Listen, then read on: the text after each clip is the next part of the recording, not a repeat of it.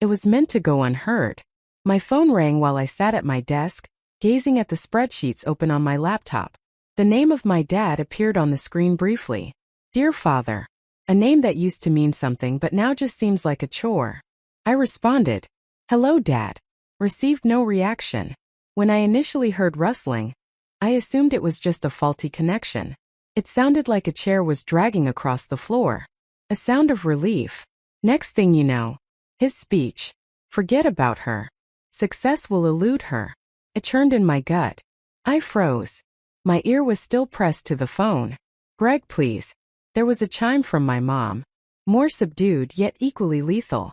She's thriving. I thought she was the one who paid the mortgage. He mocked at my father. After all we've done for her, that's the absolute least she can do. Is it your idea that I feel proud of her? She should never have occurred. She was a misstep. A never-ending letdown. Wow, she really believes she's making it? She will always remain a punchline. I was wrong. A farce. 1,000 paper cuts were inflicted upon me by the words. My gag reflex kicked in, and I gripped my phone more tightly. Hang up, please. Screaming was on my mind. However, I was immobile. I was unable to exhale.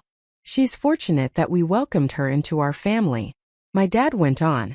Why she even tries is a mystery to me. She'll always be an outsider to us. He had no intention of calling me, I understood at that moment. He didn't remember to end the call. The call terminated at that point. I could hardly hear a sound in my flat. It seemed like the walls might be rattled by the pounding of my heart. For what seemed like an eternity, I did nothing except sit and stare. I had been subtly paying down their mortgage for the last 6 years. They were led to believe their money was going to the bank, but in reality, I was the one ensuring they had a roof over their heads. Their mortgage was purchased from the bank by JSC Holdings, an investment company I co-founded with my financial advisor, just before they were about to lose their property. They disregard small print. No one ever found out. Little did they know that they had been subsisting on my kindness. They would never have given a hoot, I understood now. For as long as I can remember, I've done all in my power to get my father's favor. I outdid him in every way. Working harder, climbing the corporate ladder and earning more money. Still it fell short every time. Nothing would ever satisfy. However, everything changed at this particular instant. Reaching for my laptop, I let out a long breath and kept my hands calm. I retrieved the folder that had the ownership paperwork, payment plan, and mortgage agreements. In my father's eyes, I was a total dud. But now he was going to find out just who he had been relying on for so long. Plus, the biggest surprise of all was about to happen to him in just 7 days. It was a restless night for me. As I repeated my father's words over and over again in my head, I laid in bed, gazing up at the ceiling. She should never have occurred. She was a misstep. Not only was the insult offensive, the conviction he exuded was palpable. He stated it as though it were factual, rather than subjective. As if being alive were inconvenient in and of itself. I ought to have become accustomed to it. Never in his life has my dad been quick to sing my praises. For his acceptance, I had to battle even when I was a little girl. Perfect score? Not up to par. Career advancement? To be anticipated. A first-time homebuyer? Misspent funds. Criticism or dismissal accompanied every action I took. Still, I clung to a sliver of optimism despite everything. Perhaps I could persuade him otherwise if I tried hard enough. Upon hearing that call, my hope was dashed. I was finished with wounded feelings before morning. I was over-experiencing emotions.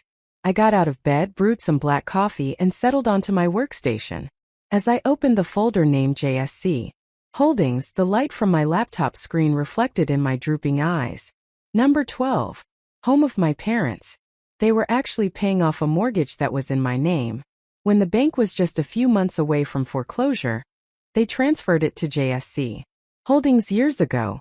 My mom had contacted me sobbing and pleading for my assistance at that time. My dad was too proud to ask since he didn't want to look foolish. I decided to step in nevertheless. The ideal setup had been set up by me. They submitted checks to the bank thinking they were paying the bank, but in fact, all of the checks ended up in my limited liability company. Naturally, much of the expense was being paid for by me. For a period of 6 years. I paid hundreds of dollars a month for 6 years so they could live well, and they never once thanked me. I never once anticipated that they would beg. Nonetheless, I was anticipating fundamental kindness. As I steadied my hands to read the tiny print, I scrolled through the papers. As a precautionary measure in the event that things did not go according to plan, my financial advisor Mark had insisted on incorporating a purchase option provision when we initially structured the mortgage buyout. I had chuckled at the time. Is there anything that could go wrong? I was serious when I said this. JC Holdings might have taken complete possession of the residence in the event of a missing payment. We would have to reclassify my parents as month-to-month renters. What would happen if they were unable to make their rent payment? Under state law, I am able to evict them. They were completely unaware of the extent of my influence. As I let the burden to sink in, I reclined in my chair. In my father's eyes, I had failed miserably. His opinion was that I would be completely unsuccessful. However, for that whole time he had been residing in my home. I felt a sour grin tugging at my mouth. I could have taken it all away from them if I wanted to. Is it something they deserved? That was the only question.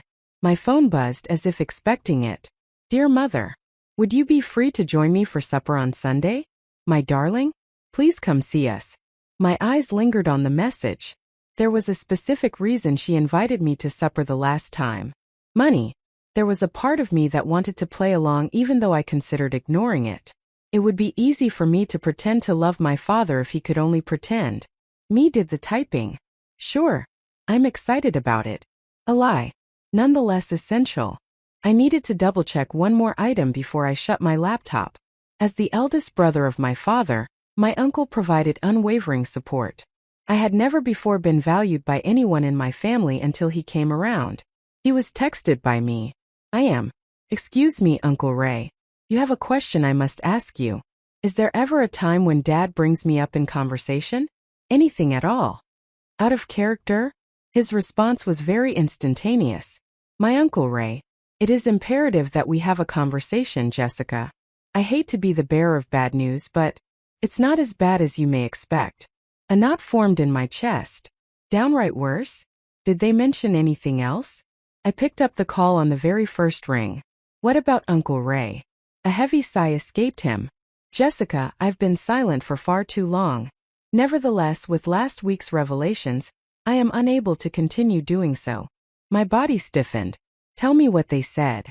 A moment passed before. Not only that, but they really bring you up in conversation. Something has been planned by them. Who is your dad? Your financial situation has caught his attention. You've been concealing funds from them, in his opinion. They will find a method to coerce you into giving them more money if you refuse to do it voluntarily. He warned your mom last week. Anguish resounded in my ears. Make me do it? Just how? To try to undermine you. He even brought up the idea of contacting your job. A possible step may be to request an audit from the Internal Revenue Service. I felt a chilling, savage wrath descend into my belly. It wasn't that they were greedy.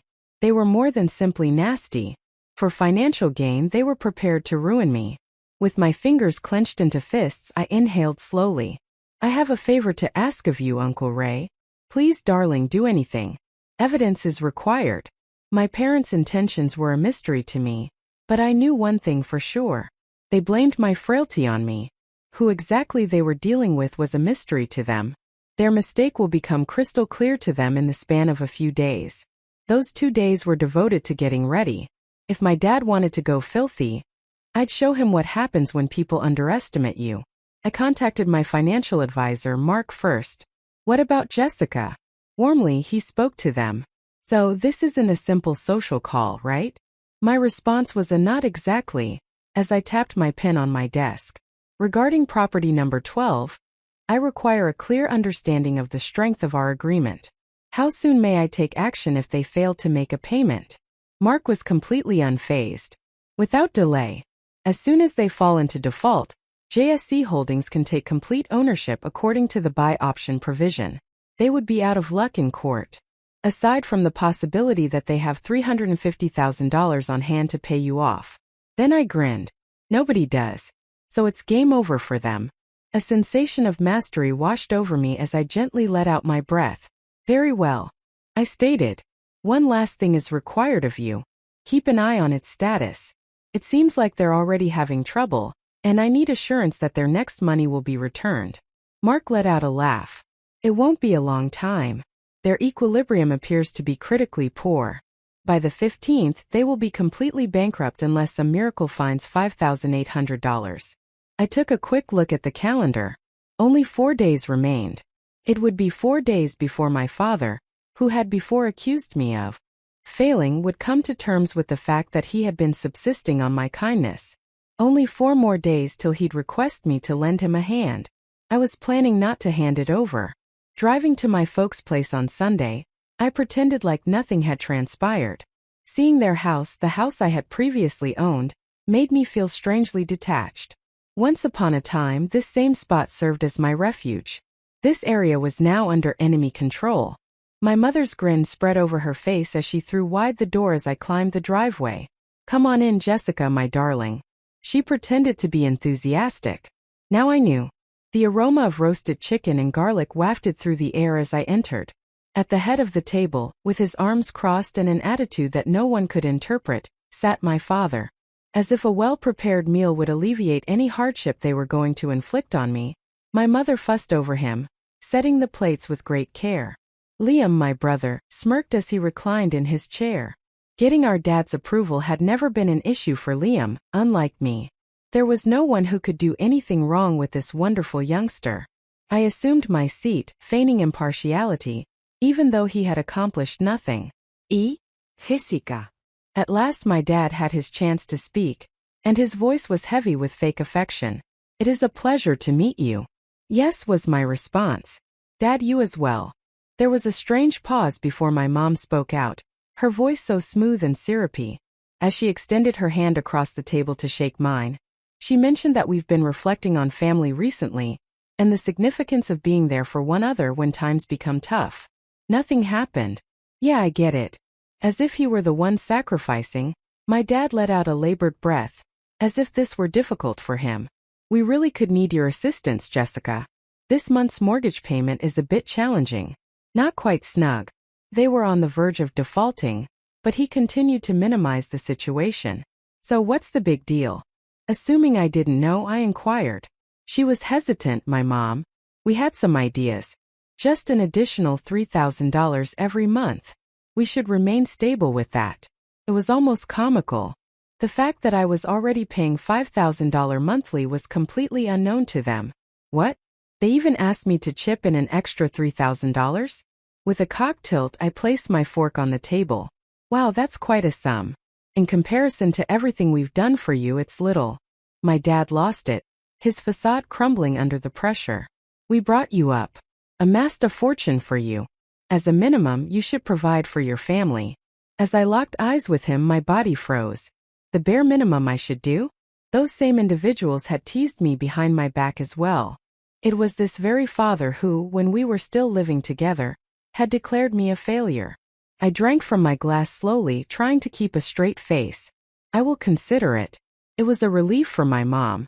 "Oh, my darling, I am very grateful. We had faith in your reliability." Smirks were something I worked hard to get.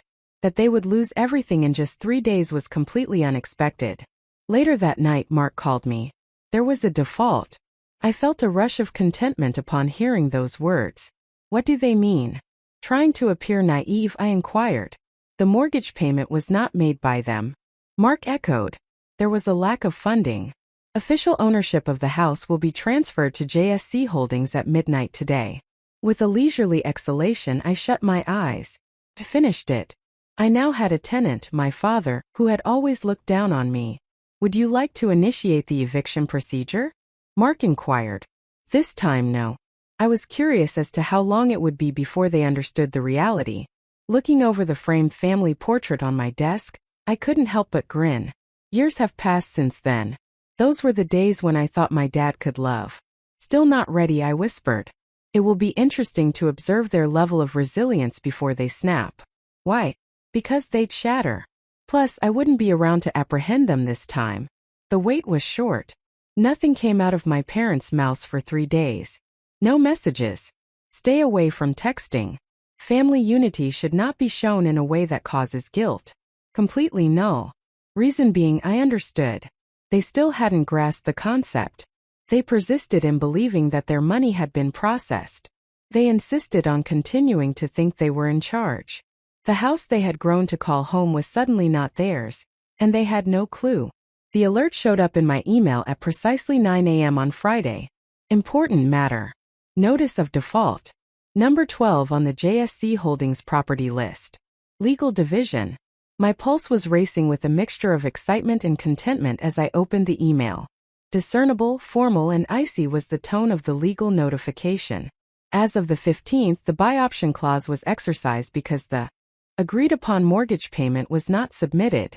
Jessup Holdings has taken full ownership of the 2nd Street property as of right now. The present renters are understood to be month-to-month tenants, subject to future renting agreements, per the terms of the contracts. A tenant may face eviction proceedings if they do not comply with the rental agreement. My left hand lingered over the keyboard while I fixated on the screen. It was this. At this point, I was in charge. I skipped the step of phoning them. They convened with me. My phone started ringing at 9:42 in the morning to my surprise. Dear Mother. I let it to reach voicemail. Her phone rang once again at 9:47 in the morning. My father arrived around 9:50 in the morning. After letting them perspire for an entire hour, I responded. Hi, Jessica. The agitated, high-pitched voice belonged to my mother. The bank has made a mistake of some type. We have recently been notified that we have failed to make the mortgage payment. That, however, must be incorrect. We need your assistance. My expression softened into a smile as I reclined in my chair. There was no error. Absolute quiet. Excuse me? Just a whisper, my mom said it. I indicated it's not an error. I spoke it out loud this time. Your mortgage went unpaid. The home, then? You no longer own it. A surprised pause followed. My darling Jessica, can you please clarify what you mean? As if it were all in good fun, my mom emitted a frightened laugh. This abode belongs to us. I cocked my neck. No, ma'am. You live there. But JSC Holdings assumed complete control the moment you failed to make a payment. You are now officially renters. At last my remarks hit their mark. No. No way. That just won't work. My dad's voice sounded panicked and authoritative as usual. The bank holds the mortgage. For years we have been paying it. For a minute I let that to linger. After that I revealed the last shocking detail. My dad, you weren't the one who paid the bank. I was being paid by you. Dead. Absolute quiet. After that, there is deceit in your statement. A raspy, low voice came from my dad. But below it all I could make out the dread. A heavy sigh escaped me. Yeah, I'm not. 6 years ago, I took out the mortgage when you were about to lose this property. JSC Holdings has been receiving your monthly payments as if it were a bank. Even so, it's my business. For effect, I hesitated. This house is mine. At all times I have. The air my mom breathed became rocky. My dad muttered an expletive. Afterwards, my brother Liam, who seemed to have been eavesdropping, let out a laugh. Am I to understand that all this time we've been footing the bill for our sister's incompetence? His expression was one of scorn. The state of the bank must have been explained then. You most certainly messed up the papers like you do with everything else. To keep from freaking out, I clamped my jaw. This was just how Liam was. Embarrassing, insensitive, entitled. I went with smooth since you appear to believe I mess up everything. This is going to be your favorite part. The 30-day rent payment is due. With no payment, eviction is imminent. Hold on, Jessica. In the beginning my mom began, but my dad interrupted her. This whole thing is really a ruse. Out of nowhere he outburst. No one would subject their own family to this. I couldn't help but chuckle. Did I not? All those years I had spent acting as their go-between came to mind. I had dropped a pretty penny on their comfort while they slandered me behind my back. The sound of my dad's voice on that call lingered in my mind. It was a mistake to let her into the world. I recalled their plot to steal from me, damage my job, and threaten me into giving them more money until I voluntarily handed it over. It had always been my father's belief that I was feeble. His error of judgment was about to be exposed. Talking to my lawyer is already done. I softly murmured, no way out if you can't pay. Additionally, I will pursue legal action in the event that you engage in any form of manipulation, threats, or inadvertent destruction of the residence. How very ungrateful of you. My father was about to complete a statement when I abruptly ended the call. The text started pouring into my phone in a matter of minutes. Dear Mother. Amy, I beg you not to do this. We're quite close. Okay, I'm ready to chat. Dear Father. Don't do this. You'll be sorry. Listen up.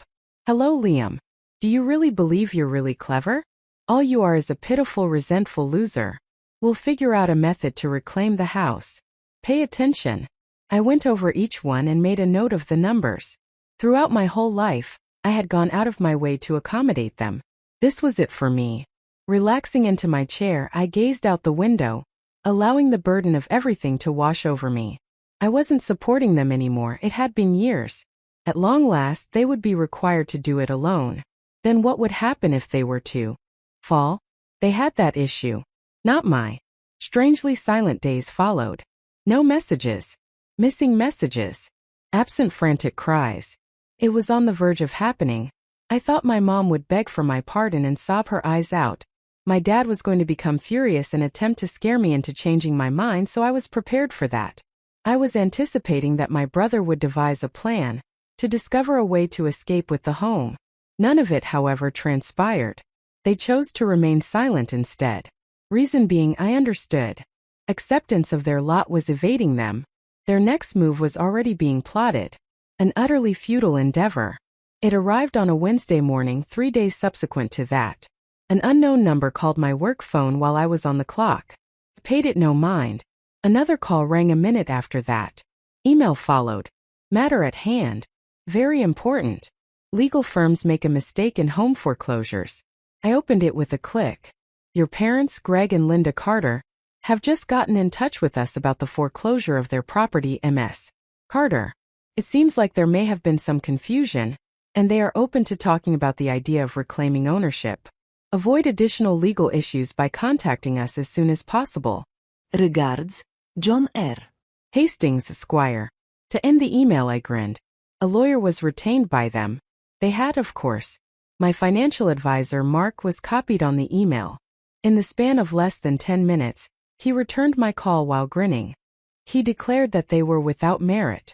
The mortgage deal was signed by them. The buyout provision was their signature. Everything was signed by them. Legally, you're on the right side of this, thus they have no choice but to concede defeat. To my relief, though not my surprise, I let out a sigh. It seems they won't stop though, doesn't it? Mark let out a laugh. Very unlikely. To make matters worse, they are powerless. In my thoughts, my father lingered. His haughtiness, his hubris. How he would prefer to kill me than confess defeat. They would continue counting. They would persevere until they could cling to nothing more. It was right after supper that night when my phone started ringing. Uncle Ray, I took up the phone. Excuse me, Uncle Ray. Your father stated. I just got off the phone with you. Yet he didn't even bother to welcome me. He spoke in a grave manner. Exercise caution. I scowled. What is the next step? In his legal battle, he isn't the only one. Oliver let out a deep breath. There must be some other method for him to get you to give in. Something spooky happened to me. Please explain. He's attempting to have you fired by contacting your employer.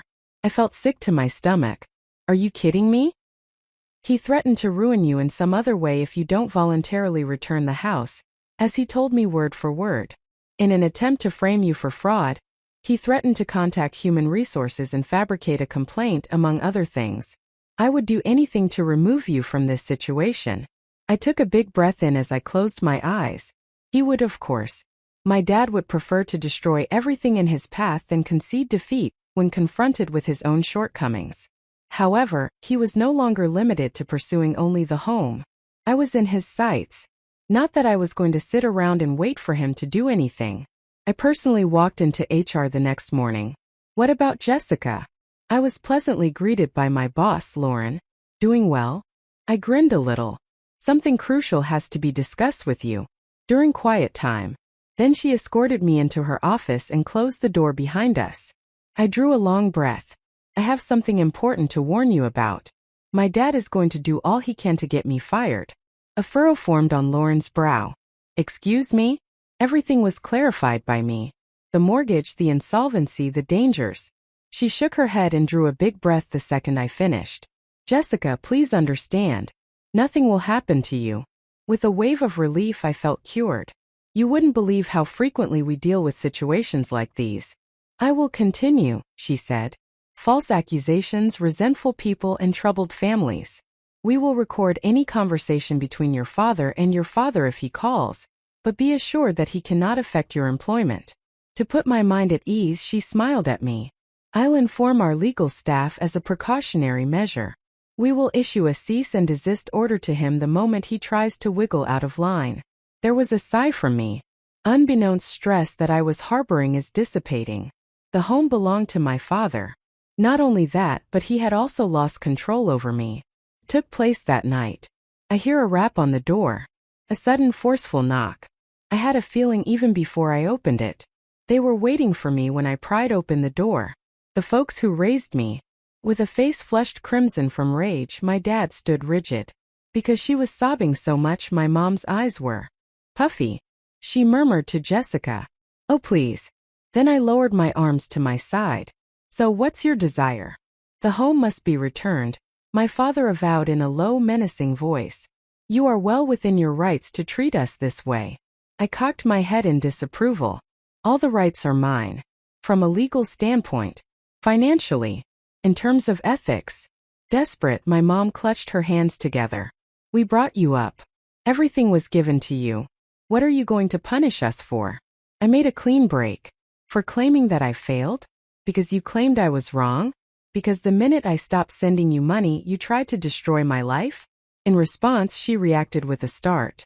The jaw of my father clenched. "It's harsh of you." A brief, unenthusiastic laugh escaped me.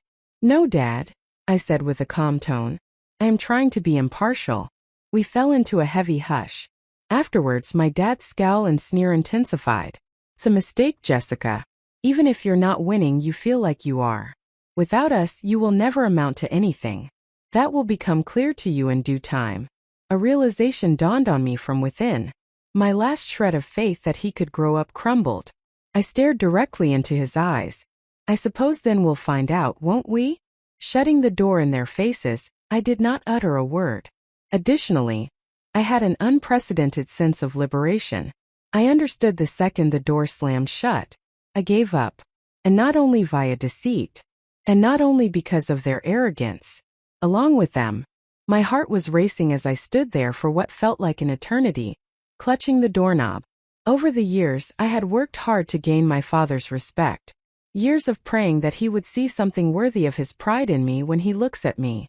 Something should have been crystal clear the whole time, but I didn't see it coming while his warning echoed in my head. It wouldn't matter to them if I tried anything. Also, it wasn't necessary for me. Final notification was delivered the next morning. Matter at hand. Reminder to go. Legal Department of JSC Holdings Property Number 12. The mortgage on the 2nd Street property is null and void as of the date of this notice, Mr. and Mrs. Carter, since you have failed to make the required payments. Your tenancy has been formally ended as of today. Within 30 days, you must leave the property. Official eviction procedures will be initiated in the event of non-compliance. For legal reasons, it is imperative that all personal possessions be evacuated prior to the deadline. With all my regards, Jessica Carter. The proprietor is JSC Holdings. Before pushing send, I gazed at the email for what seemed like an eternity. It was this. I never saw them again. The consequences started to show themselves soon after. The mother phoned me 27 times that day. I remained silent. Only one voicemail was left by my dad. "Don't do this. You'll be sorry. Crawling back is something you'll do one day. Even when you do, we will no longer be present." It was on repeat for me. Afterwards, I removed it. One final, desperate attempt was made by Liam, my brother.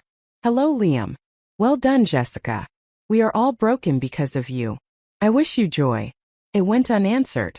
For a long time, they had made me feel that I was the one who needed fixing. Like I was always inadequate. I feel like I should be thankful for simply existing in their universe. They had no place to call home anymore, though. So what about me? I felt liberated at last. Months went by. I skipped the house. Forgot to take a look. Missed the opportunity to inquire about their assistance needs. No, that was unnecessary. All of it was handled by Mark.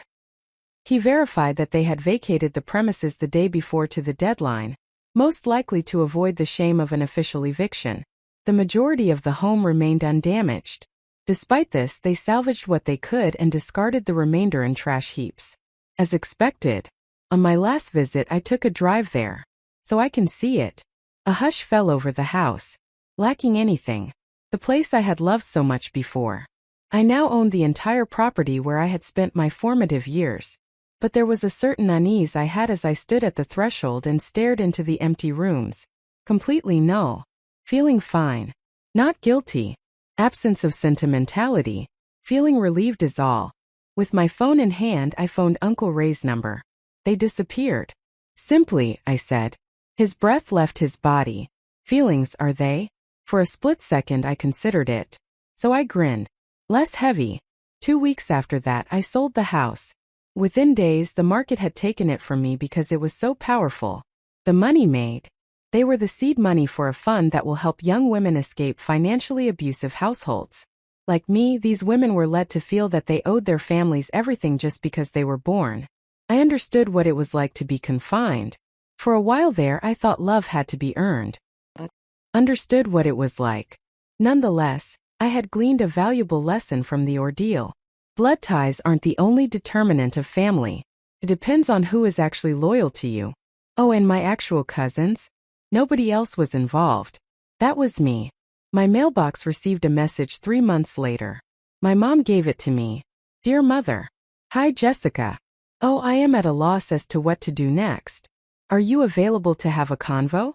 I lingered staring at it. If this had happened even a short time ago, I would have freaked out. If it had been me, I would have wondered if I had made the correct choice. If I was being unmercifully severe. However, at this moment, the message was erased by me, because it's right to burn certain bridges. Even more so, I had no intention of turning around.